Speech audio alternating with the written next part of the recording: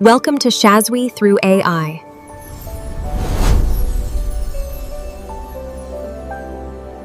पिछली स्टोरी के real winners वही सब्सक्राइबर है जिन्होंने पूरी स्टोरी बिना स्किप किए सबसे पहले देखी। अगर आप भी चाहते हैं कि अगली स्टोरी आपके नाम की हो, तो स्टोरी को एंड तक वॉच करें और चैनल को सब्सक्राइब करें।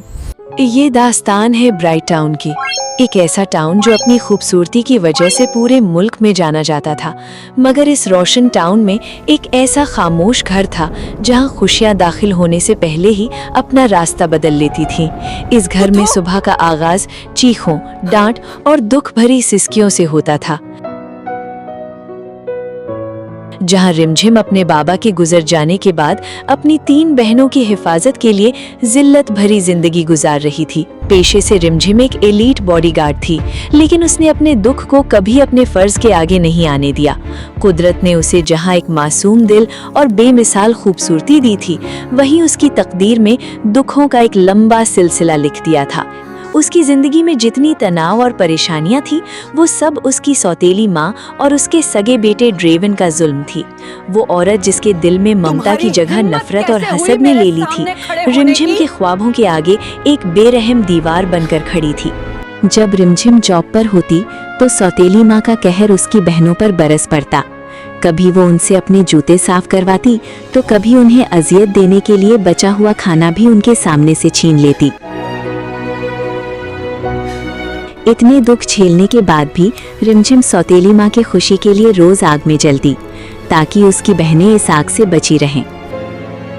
अपनी बहनों के लिए मुझे मजबूत रहना होगा। वो एक बॉडीगार्ड के तौर पर बाहर सबकी हिफाजत करती, मगर घर के अंदर उसे रोज बरोज इस नफरत से लड़ना पड़ता था। ये जूस उठाओ और यहाँ से दफा हो जाओ। लोगों को मुझसे बचने के लिए पैसे देने पड़ते हैं, घर के अंदर मुफ्त में अपना नुकसान मत करवाओ।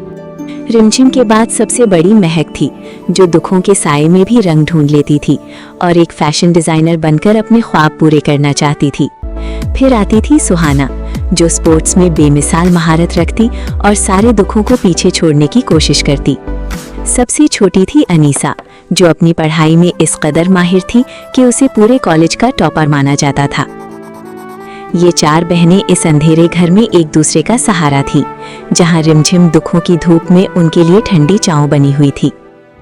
एक रात किस्मत ने सब कुछ बदल कर रख दिया। आधी रात को रिमझिम को उसके बॉस का फोन आया। बिना एक पल जाया किए वो इस तूफानी रात में स्कूटी पर सवार हुए ऑफिस की तरफ निकल पड़ी। जब वो बॉस के कैबिन में गई तो बॉस फैका ने उसे ऐसा काम करने को कहा जो उसके ज़मीर के खिलाफ था। रिमझिम, तुम्हें उस शाही खंदन के लतके के करीब जाना होगा। वो शख्स कोई आम इंसान नहीं था, बल्कि वो बिलियनियर प्रिंस एक्सेल था, और वो प्रिंस के साथ एक मशहूर रॉक स्टार भी था, जिसकी खूबसूरती, दीवानी आवाज और रिश्वत से पाक कानूनी दबदबे के चर्चे हर जुबान पर थे।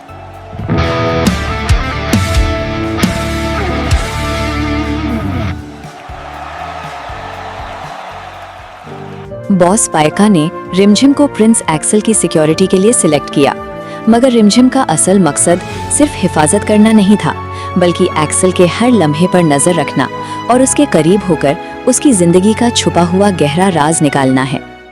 रिमझिम को अपनी बहनों के ख्वाबों के लिए वो करना पड़ रहा था जिसके खिलाफ वो खुद लड़ रही थी।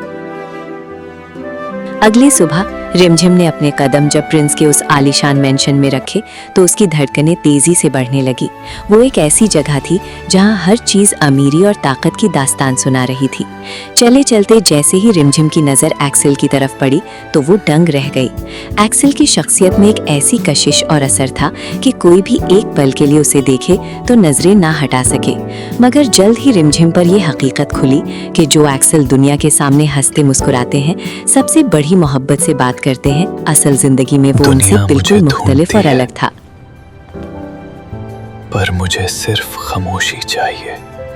उसका ये बेरहम और खामोश बर्ताव उसके नए बॉडीगार्ड रिमझिम के लिए एक बहुत बड़ा इम्तिहान था, क्योंकि एक्सेल अपने बॉडीगार्ड को भी खुद से हमेशा दूर रखता था। कोई नहीं जानता मैं किस दर्द की कायद में हूँ। एक्सेल के इस दर्द की वजह कोई और नहीं बल्कि उसके अपने ही जालिम चाचा और चाची की ब्लैकमेलिंग थी, जो उसकी मासूम और परी जैसी मां को एक केज में कैद करके एक्सेल से अपनी मर्जी का हर काम करवाते थे। मगर उसकी इस सुनसान और अकेली दुनिया में रिमझिम के कदम रखते ही सब बदल गया। रिमझिम ने अपने मिशन के तहत एक्सेल के हर लम्हे पर नजर रखनी शुरू की। वो उसकी ढाल बनी, उसके अकेलेपन को समझा और धीरे धीरे एक्सेल जो किसी को अपने आसपास भटकने तक नहीं देता था, उसे सिर्फ रिमझिम की मौजूदगी में ही सुकून मिलने लगा, जो मुझे तुम्हारे करीब ले आता है। और एक रात जब जज्बात का बंध टूटा तो एक्सेल ने रिमझिम के सामने अपनी माँ की दुख भरी दास्तान खोल दी। मैं कोई शहजादा नहीं हूँ रिमझिम, मैं सिर्फ एक मजबूर बेटा हूँ जो अपनी माँ के लिए तड़प रहा है। रिमझिम, ये चाबी मेरी माँ तक पहुँचने का वहीद रास्ता है, क्या तुम मेरी मदद करोगी? रिमझिम के होश उड़ गए क्योंकि ये वही जादुई चाबी थी जिसके लिए बॉस फाइका ने उसे भेजा था और जिससे उसकी बहनों की जिंदगी संवार सकती थी। रात की तारीकी में रिमझिम चाबी लिए मेंशन से गायब हो गई। एक्सेल, रिमझिम का ज़मीर धोखा देना गवारा नहीं कर सका। वो चाबी लेकर बॉस फाइका के पास जाने के बजाय सीधा उस खुफिया केव की तरफ निकल पड़ी। रिमझिम एक अजीम शान जादुई दरवाजे से केव के अंदर दाखिल हुई, पर उसे नहीं पता था कि चाबी कहाँ लगानी है। या खुदा मेरा पर उसने सच्चे दिल के साथ जैसे ही उस ग्लोइंग चाबी को केव की पथरीली दीवार के सेंटर में छुआ तो एक जोरदार रोशनी भड़की और दरवाजा खुल गया। रिमझिम फेरी मदर को आजाद करवा के उनकी हिफाजत के लिए चुपके से उन्हें अपने घर ले आई। मगर घर पहुंचते ही रिमझिम पर कयामत टूट पड़ी। अनीसा ने रोते हुए बताया, माँ ने पैसे के लालच में मेहक और सुहाना को उस खौफनाक राक्षस को बेच दिया और सौतेली माँ खुद सारी रकम लेकर ड्रैगन के साथ घूमने दूसरे शहर चली गई है।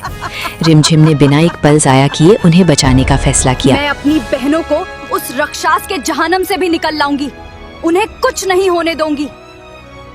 फेरी मदर ने भी रिमझिम का साथ देने का ऐलान किया और दोनों उनकी तलाश में निकल पड़ी। दूसरी तरफ जब एक्सेल को रिमझिम के गायब होने का पता चला तो उसका दिल टूटकर बिखर गया। तुम भी बाकी सबकी तरह एक ढोकबाज निकली रिमझिम। I hate this. I hate all of उसने it. रिमझिम को एक धोखेबाज और लालची लड़की समझ लिया। फेरी मदर ने अपनी मैजिकल पावर से रिमझिम को बताया, बेटी, तुम्हारी बहनें उस राक्षस के किले में हैं। वहाँ से जिंदा निकलना नामुमकिन समझा जाता है।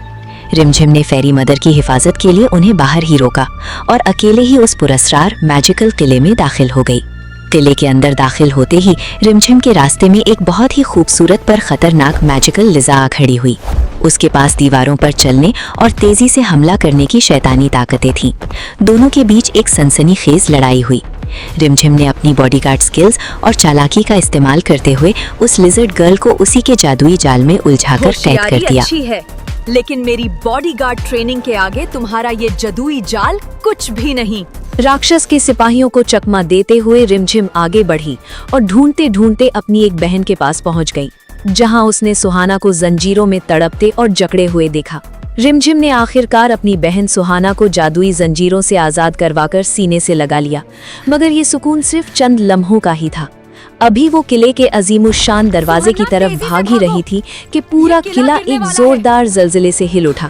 दीवारों से पत्थर गिरने लगे और अचानक उनके रास्ते में एक बेहद खौफनाक राक्षस आ खड़ा हुआ।